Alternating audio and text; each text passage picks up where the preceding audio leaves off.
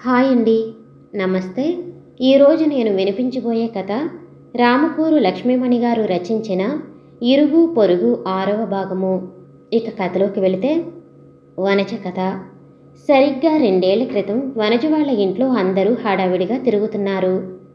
వనజ అమ్మా నాన్న అయితే పట్టలేనంత సంతోషంగా ఉన్నారు. వనజ ఒక్కగానొక్క కూతురు. వాళ్ళు అంత పెద్ద ధనవంతులు కాకపోయినా పర్వాలేదు, ఉన్న ఒక్కగానొక్క కూతుర్ని బాగా పెంచుకున్నారు. కావలసినవి కొనిచ్చారు. తను ఏది చదువుకుంటానంటే చదువుకోమని పూర్తిగా స్వేచ్ఛ ఇచ్చేశారు. డిగ్రీ అయిన తర్వాత ఇంగ్లీష్ లిటరేచర్ అంటే చాలా ఇష్టం నాన్న, నేను ఎంఏ లిటరేచర్ చేస్తాను అంటే ఆనందంగా ఒప్పుకున్నారు. పీజీ ఫస్ట్ ఇయర్లో ఉండగానే సంబంధాలు చూడటం మొదలుపెట్టారు. పెళ్ళెందుకు నాన్న, పీజీ అయ్యాక మంచి కాలేజీలో జాబ్ తెచ్చుకున్నాక పెళ్లి చేసుకుంటాను కదా, ప్లీజ్ కొద్ది రోజులు ఆగవా అంటూ తండ్రిని బతిమలాడింది. కాదమ్మా, అమ్మ ఆరోగ్యం బాగోలేదు, చూస్తున్నావు కదా, ఇంకా కొన్నాళ్ళు పోతే పీటల మీద కూర్చుని పెళ్లి కూడా చేయలేని పరిస్థితి అయితే కష్టమవుతుంది. పెళ్ళైన తర్వాత జాబ్ చూసుకో, నీ భర్త చెప్పినట్లు విను, ఇంకా డాక్టరేట్ చేయాలంటే కూడా నీ భర్త ఇష్టపడితే చెయ్యి. పెళ్ళైన తర్వాత ఎంతోమంది చదువుకుంటూ ఉంటారు, అప్పుడు నీ ఇష్టాలన్నీ తీర్చుకుంది కానీ ఇప్పటికి నీ పెళ్లి చేసేసి మా బాధ్యత నెరవేర్చుకొని తల్లి, ఇప్పుడు మొదలు పెడితే నెమ్మదిగా ఏడాదికైనా కుదురుతుంది కదా అంటూ తండ్రి బుజ్జకిస్తూ చెప్పాడు. వనజ కూడా అదే కరెక్ట్ అనుకుంది. తనకి ఇష్టమైన టీచర్ జాబ్ చేయొచ్చు, లేదా పీహెచ్డీ కూడా చేసి యూనివర్సిటీలో కూడా జాబ్ తెచ్చుకోవచ్చు అనుకుని సరిపెట్టుకుంది. పెళ్లికి ఒప్పుకుంది. పెళ్లి చూపుల రోజు క్లోజ్ ఫ్రెండ్స్ 2 వచ్చారు. పెళ్లి వాళ్ళు బయట కూర్చుని ఉంటే పెళ్లి కొడుకు వైపు దొంగ చూపులు చూస్తూ ఒక్కొక్కళ్ళు వర్ణించటం మొదలుపెట్టారు. అబ్బా వనజ, సూపర్గా ఉన్నాడు నీకు కాబోయే ఆయన, మంచి రంగులో ఉన్నాడు, నువ్వు తెల్లగా ఉంటావు, మీకు పుట్టిన పిల్లలు కూడా తెల్లగా ఉంటారులే. పద్మ, ముక్కు చూడు ఎంత సూదిగా ఉందో, ముక్కు సూటిగా పోయే రకం అనుకుంటా. కిలకిలా నవ్వుతున్నారు ఫ్రెండ్స్ అందరూ. ముక్కు సూటిగా పోతాడో ముక్కు మీద కోపం ఉంటుందో ఏమో ఎవరికి తెలుసులే అంది కుమారి. ఏం కాదులేవే, ముక్కు పొడుగ్గా ఉంటే వాళ్ళు చెప్పేదానికి అడ్డు ఉండదు, మంచి మార్గంలో వెడతారు అని అంటారులేవే ఉడుక్కుంటూ అంది వనజ. అబ్బో, మా బాగా వెనకేసుకొస్తున్నావే, ఇంకా పెళ్ళి కాకుండానే ఫ్రెండ్స్ 2 ఉడికించారు. ఇంకా ఏం కాదే, ముక్కు సూటిగా ముక్కు పొడుగ్గా ఉండే వాళ్ళ గురించి అలాగే అంటుంటారు, అందుకే అన్నానులే. ఏమో అతని గురించి నాకేం తెలుసు, చూద్దాం ఎట్లా మాట్లాడుతాడో, ఎలాంటి వాడో, అతని ప్రవర్తన ఏంటో. అలా గలగలా మాట్లాడుకుంటూ కాసేపు పెళ్లి కొడుకు గురించి జోకులు వేసుకున్నారు. నాకు డౌటు, అసలు పెళ్లి కొడుకుని ఎందుకంటారు ఇంకా పెళ్లి కాకుండానే? డౌట్ మాస్టర్ పద్మ అడిగింది. నీకు అన్నీ డౌటులే, పెళ్లి చేసుకోబోతున్నాడని పెళ్లి కొడుకు అంటారేమో, మరి ఏమనాలి అబ్బా? చూపుడు వేలుతో బొగ్గ మీద కొట్టుకుంటూ తమాషాగా అంది కుమారి. సరేలే, నీ జోకులకి ఏం కానీ ముందు పెళ్లి కొడుకుని ఏం ప్రశ్నలు అడగాలో చెప్పవే అడిగింది వనజ. సరేలే, పోయి పోయి నన్ను అడుగుతావా, నాది అసలే మట్టి బుర్ర, బిఏ కూడా ఏదో అత్యసరు మార్కులతో పాస్ అయ్యాను. పద్మ, నువ్వు చెప్పవే, పెళ్లి చూపులలో పెళ్లి కొడుకుని పెళ్లి కూతురు ఏం ప్రశ్నలు అడగాలి? నన్ను అడుగుతావేంటి, నాకేదో పెద్ద ఎక్స్పీరియన్స్ ఉన్నట్టు, ఇంతవరకు ఒక్క పెళ్లి చూపులు కూడా జరగలేదు నాకు. అలా కాదే, నువ్వు బోలెడన్ని పాత తెలుగు సినిమాలు చూస్తూ ఉంటావు కదా, అందులో పెళ్లి చూపుల సీనులు జరుగుతుంటాయిగా. అప్పుడు పెళ్లి కొడుకు అడిగిన ప్రశ్నలకి పెళ్లి కూతురు ఏం సమాధానాలు చెప్తుంది? అలాగే పెళ్లి కూతురు పెళ్లి కొడుకుని ఏం అడగాలి? ఇవన్నీ నువ్వు చూసుకుంటావు కదా సినిమాల్లో, అందుకు చెప్పమంటున్నాను కుమారి అంది పద్మ భుజాలు పట్టుకుని కుదిపేస్తూ. అలా అంటావా? ఆ జమానా కాదు తల్లి, ఇప్పుడు అంతా కాలం మారిపోయింది, ఇది హైటెక్ యుగం. పెళ్లి కూతురిని కింద కూర్చోబెట్టి నీకు పాటలు వచ్చా, వీణ వాయించడం వచ్చా, వంట చేయటం వచ్చా, ఏదీ కాస్తన్నాడు నీ నడక చూస్తాం అనే రోజులు పోయాయి. అలా గనక ఆ పెళ్లి వాళ్ళు వనజని అడిగారంటే నేనే వెళ్ళి ముందర ఆ పెళ్లి కొడుకుని కూడా అలాగే వాయించేస్తాను దూకుడుగా అంది పద్మ. బాబోయ్ పద్మ, ఆగవే, నీ దూకుడు తగ్గించు. గట్టిగా మాట్లాడుకు, వాళ్ళకి వినిపిస్తుందేమో. ఏమీ వినపడుతులేవే, తలుపేసుకున్నాం కదా. నేను బయటికి వెళ్ళి ఆంటీ ఏం చేస్తున్నారో చూసి వస్తాను. అన్నీ రెడీ పెట్టి నిన్ను అక్కడికి పిలుస్తాము ఉండు అంటూ పద్మ కుమారి బయటికి వెళ్లారు తలుపు తీసుకుని. పెళ్లి కొడుకు అతని తల్లిదండ్రులు హాల్లో ఒకవైపు సోఫాలో కూర్చుని ఉన్నారు. వనజ వాళ్ళ నాన్నగారు ఒక సోఫాలో కూర్చుని వాళ్లతో కబుర్లు చెబుతున్నారు. ఇంతలో వనజ వాళ్ళ అమ్మగారు ప్లేట్లలో స్వీట్ హార్ట్స్ సర్దుతూ కాఫీకి రెడీ పెడుతూ ఉంది. పెళ్ళికొడుకు ఎందుకో అనీజీగా ఉన్నట్లుగా కూర్చున్నాడు. వాళ్ళు మాట్లాడుకునే మాటలు కూడా వింటున్నట్లు లేదు. అన్యమస్కంగా ఏటో చూస్తూ ఉన్నాడు. పద్మ కుమారి ఇద్దరూ ఒక్కసారి హాల్లో చూసి వచ్చి వంటింట్లో వనజ అమ్మగారికి అన్నీ సర్దటంలో సహాయం చేస్తున్నారు. అన్నీ రెడీగా ఉన్నాయా అన్నాడు వనజ తండ్రి లోపలికి వస్తూ. అంకుల్, అన్నీ రెడీ పెట్టేశారు ఆంటీ, మేము తీసుకొస్తాం వనజని, మీరు పదండి అంటూ టిఫిన్ ప్లేట్లు మంచినీళ్ళ గ్లాసులు తీసుకెళ్లి సోఫాల దగ్గర మధ్యలో టీపై మీద పెట్టారు. వనజ తల్లి లోపలికెళ్ళి వనజని పిలుచుకొచ్చింది. వారు నలుగురు వేరే కుర్చీలో కూర్చున్నారు. వనజ పెళ్లి కొడుకు వైపు చూసింది. చాలా బాగున్నాడు, మంచి పొడుగు, మంచి కలర్. అన్నిటికన్నా ముందుగా పొడిగాటి ముక్కు కనిపిస్తుంది మొహంలో. అంతకుముందు ఫ్రెండ్స్తో ఆ ముక్కు గురించి జరిగిన సంభాషణ గుర్తుకొచ్చి కొంచెం నవ్వుకుంది వనజ మనసులోనే, పైకి కనిపించకుండా. మంచి ముక్కుసూటి మనిషి అనుకుంది. ఆ అబ్బాయి తల్లిదండ్రులు వనజ చదువు గురించి ఇష్టాయిష్టాల గురించి అడిగి తెలుసుకున్నారు. తనకి ఇంగ్లీష్లో లిటరేచర్ అంటే చాలా ఇష్టమని చెప్పింది వనజ. తన ఇష్టాల గురించి చెప్తుంటే కొంచెం కూడా కుతూహలం చూపించకుండా అలా ఎటో చూస్తూ ఉన్నాడు పెళ్లి కొడుకు.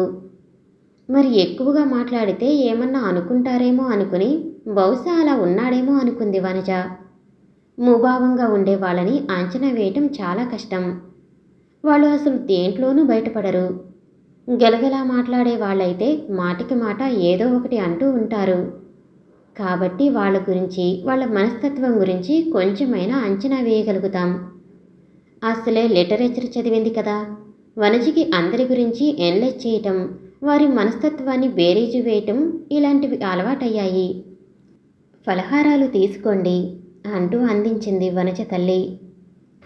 అంకుల్, ఆంటీ, వనజ చాలా బాగా వంట చేస్తుంది అంటూ గొప్పగా చెప్పారు ఫ్రెండ్స్ ఇద్దరు వనజ గురించి. ఏం మాట్లాడుతున్నా ఏమాత్రం చలనం కనిపించలేదు అతనిలో. పెళ్లి చూపులకి ఇష్టం లేకుండా వచ్చాడా అని కూడా అనిపించింది.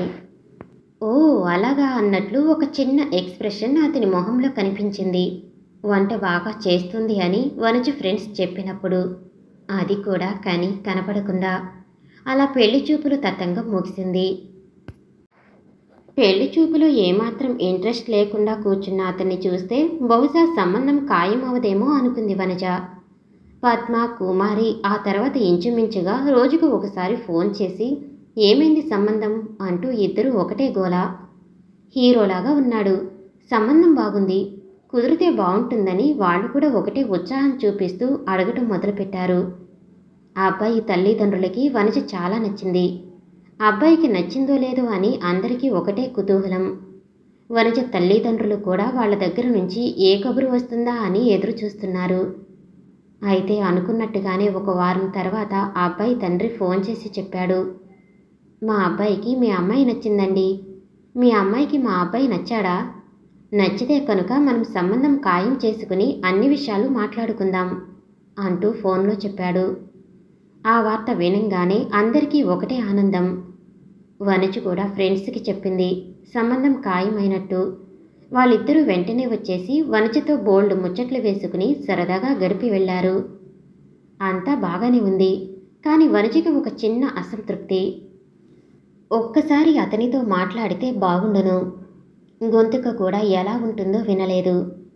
ఎలా మాట్లాడుతాడు, ఎలాంటి స్వభావమో, తనని నిజంగా ఇష్టపడుతున్నాడా లేదా ఈ విషయాలన్నీ తెలుసుకోవాలని చాలా అనుకుంది. తల్లిదండ్రులతో చెబుదామంటే కొంచెం మొహమాటంగా అనిపించింది. తన సైడ్ నుంచి సరే, ఆ అబ్బాయి కూడా తనతో మాట్లాడాలని అనుకోలేదేమిటా అని మనసులో అనిపించింది. పురాణ కాలం నాటి పెళ్లి చూపులలాగా కాకుండా ఈ కాలంలో పెళ్లి చూపుల రోజు నుంచి ఆ అమ్మాయి ఆ అబ్బాయి మాట్లాడుకోవటం, ఫోన్ నెంబర్లు ఎక్స్చేంజ్ చేసుకోవటం, బయట కాఫీ షాపులో కలవటం ఇలాంటివన్నీ జరుగుతున్నాయి. ఇదేంటి, ఇతను ఒక్కసారి కూడా మాట్లాడటానికి కానీ కలవటానికి కానీ ట్రై చేయలేదు అనుకుంది. కొంచెం మనసులో లోటుగా అనిపించింది ఆ విషయంలో. మరి బీసీ నాటి మనిషా అని కూడా అనిపించింది. అమ్మాయి వనజ, నీకు ఇష్టమేనా? ఆ అబ్బాయి తండ్రి దగ్గర నుంచి ఫోన్ వచ్చింది. వాళ్ళకి నువ్వు నచ్చావట. నీకు కూడా ఇష్టమైతే మిగతా విషయాలు మాట్లాడుకుందాం, చెప్పు తల్లి అంటూ తండ్రి అడిగాడు.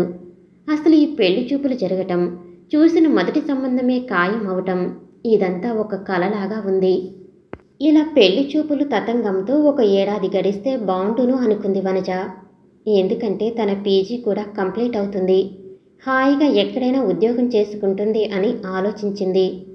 అయితే అనుకోకుండా చూసిన మొదటి సంబంధం ఖాయం అవటంతో ఇక సరే అనక తప్పలేదు. నాకు ఇష్టమే నాన్న. ఆ అబ్బాయి బాగానే ఉన్నాడు, మంచి ఉద్యోగం చేస్తున్నాడు కదా. వాళ్ళకి కూడా నేను నచ్చాను. ఒకసారి వాళ్ళ ఇంటికి వెళ్ళి మీరు అమ్మ కూడా వాళ్ళ ఇంటి పరిస్థితులు కూడా చూసిరండి. వాళ్ళు మనకు తగ్గ వాళ్ళేనా అనే విషయాలు కూడా తెలుస్తాయి కదా. అవునమ్మా, నువ్వు చెప్పింది నిజం. వియ్యానికైనా కయ్యానికైనా సమ ఉజ్జి ఉండాలంటారు. ఏమండి, అమ్మాయి చెప్పిన దాంట్లో వాస్తవం ఉంది. మనం విషయాలు మాట్లాడుకోవటానికి వస్తున్నామని వాళ్ళకి కబురు చేయండి. మనం వెళ్ళి వాళ్ళ ఇంటి పరిస్థితులు కూడా గమనిద్దాం. ఇక తర్వాత ముహూర్తాలు చూసుకుని పెళ్లి నిశ్చయం చేసుకోవచ్చు అంది తల్లి కూడా. ఇక తర్వాత ఒక మంచి రోజు చూసుకుని వస్తున్నామని ముందే కబురు చెప్పి తల్లి తండ్రి ఇద్దరూ పూలు పళ్ళు స్వీట్స్ తీసుకుని వాళ్ళ ఇంటికి వెళ్లారు. అక్కడ వాళ్ళ ఇంట్లో పరిస్థితులు మామూలుగా ఉన్నాయి. వీళ్ళ అంతస్తుకి తగ్గట్టే వాళ్ళు ఉన్నారు. మరీ గొప్పగా డాంబికంగా ఏమీ లేరు. సామాన్య మధ్యతరగతి కుటుంబంలాగే అనిపించారు. మొత్తానికి అన్ని విషయాలు 100% నచ్చి పెళ్లి ముహూర్తం నిశ్చయం చేసుకున్నారు. ఉన్నంతలోనే పెళ్లి ఘనంగా జరిపించారు వనజ తల్లిదండ్రులు. పెట్టుపోతల గురించి పెద్దగా ఏమీ గొడవ జరగలేదు. ఆ తర్వాత కొన్ని రోజుల దాకా కాపురానికి పంపించడం జరగలేదు. 1 నెల రోజులు పీజీ ఎగ్జామ్స్ కోసం ఆగిపోవటం జరిగింది. ఆ తర్వాత ఆషాఢమాసం అడ్డొచ్చింది. శ్రావణమాసం నోములు అంటూ నోముల కోసం వనజమ్మ ఉంచేసింది. శ్రావణమాసం వెళ్లే లోపల 3 నెలల్లో కాపురానికి పంపించారు. ఆ 3 నెలల్లో భర్త దగ్గర నుంచి 1-2 సార్లు మాత్రమే ఫోన్ వచ్చింది. ఎగ్జామ్స్ ఎలా రాశావు అని అడగటానికి ఒకసారి, ఎప్పుడొస్తున్నావని అడగటానికి ఇంకోసారి, అంతే. పెళ్ళైన వెంటనే అలా దూరంగా ఉన్న జంట విరహంతో ఎన్నోసార్లు ఫోన్ చేసుకుంటూ తీయని కబుర్లు చెప్పుకుంటారు అని విన్నది. కానీ అతను మాత్రం అలాంటిదేమీ చేయలేదు. తనంతట తనే ఫోన్ చేస్తే బాగుండదేమో అనుకుని అతని దగ్గర నుంచి మాత్రమే ఫోన్ వస్తే బాగుంటుంది అని వెయిట్ చేసేది. ఆ విషయంలో నిరాశ మిగిలింది. ఒక మంచి రోజు చూసుకుని తల్లి తండ్రి వచ్చి దింపి వెళ్లారు. అప్పటికి సొంత ఫ్లాట్ కొనుక్కున్నాడని చూసి చాలా సంతోషపడ్డారు. అల్లుడు బంగారంలా ఉన్నాడు. ఇంట్లో ఎన్నో సౌకర్యాలు ఉన్నాయి. కూతురికి ఏ లోటు రాదు అని చాలా సంతోషపడ్డారు. వాళ్ళు ఉన్న 2 రోజులు కూడా ఏదో ముక్తసరిగా మాట్లాడి తన పని తను చూసుకునేవాడు. అత్తమామలు వచ్చారు కదా అని 2 రోజులు సెలవు పెట్టి సరదాగా గడుపుదామని కూడా అనుకోలేదు. ఎప్పుడు వెళ్ళిపోతారా అన్నట్టుగా ఉన్నాడు. తల్లిదండ్రులు వెళ్ళిపోయిన తర్వాత బెంగగా అనిపించింది వనజకి. ఆ బెంగ ఇంకా ఇంకా ఎక్కువవుతూ వచ్చింది. కారణం అతని ప్రవర్తన. లేచిన తర్వాత ఆఫీస్ పని చూసుకోవటం, కాఫీ తాగేసి టిఫిన్ తినేసి బ్యాగ్ పట్టుకుని వెళ్ళిపోవటం, ఆఫీస్ నుంచి ఇంటికి వచ్చిన తర్వాత తనకు కావలసిన వంటలు చేయమని చెప్పి అడిగేవాడు. తింటున్నప్పుడు ఒక్కోసారి బాగుందని ముక్తసరిగా చెప్పేవాడు. రాత్రి భోజనమైన తర్వాత చాలాసేపు ముందు రూమ్లో సోఫాలో కూర్చుని టీవీ చూసుకుంటూనో ల్యాప్టాప్లో ఏదో పని చేసుకుంటూనో గడిపేసేవాడు. ఎంతసేపటికి బెడ్రూమ్లో పడుకోవటానికి వచ్చేవాడు కాదు. వనజకి విసుగు వచ్చి తను వెళ్ళి బెడ్రూమ్లో పడుకునేది. తెల్లవారుజామున ఎప్పుడో మెలకువ వచ్చి చూస్తే 2వ బెడ్రూమ్లో మంచానికి అడ్డంగా పడుకుని కనిపించేవాడు. ప్రతిరోజు అదే తంతు. అతను పడుకున్న మంచం మీద చోటు చూసుకుని తను కూడా పడుకుందామని ట్రై చేస్తే కావాలని కాళ్ళు చేతులు అడ్డం పెట్టేసి పడుకోకుండా చేసేవాడు. అతని పరిస్థితి ఏంటో వనజకు అంతుపట్టట్లేదు. పెళ్లి అయిన 3 నెలల తర్వాత భార్య వస్తే కనీసం భార్య మొహం చూడటం లేదు సరికదా, సంసారం చేయటానికి కూడా ఇష్టపడటం లేదని అనిపిస్తుంది. 1 నెల రోజులు చూసిన తర్వాత వనజ మొహం మీద అడిగేసింది, ఏంటి నేనంటే ఇష్టం లేదా? మనిద్దరం భార్యాభర్తలు కదా, ఇలా విడివిడిగా పడుకోవటం ఏంటి? ఇక పెళ్ళెందుకు చేసుకున్నాము మనం? సంసారం చేసుకోవటం అంటే ఇదేనా? టైంకి ఏదో తినడం, మీ మానాన్ని మీరు ఆఫీసుకి వెళ్ళిపోవటం, నేను ఇలా ఇంట్లో పనులు చేసుకుంటూ గడపటం, మనిద్దరం అసలు భార్యాభర్తలమేనా? వనజ ఏం మాట్లాడుతున్నా సమాధానం చెప్పకుండా వెళ్ళిపోయాడు. 1-2 సార్లు గట్టిగా కడిగేసింది. నేను ఇలాగే ఉంటాను, నీకు ఇష్టమైతే ఉండు, లేదంటే వెళ్ళిపో, కోపంగా అరిచాడు. అసలు కారణం చెప్పండి. ఈ పెళ్లి మీకు ఇష్టం లేదా? పెళ్లి చూపులప్పుడు అందుకేనా అలా ఉన్నారు?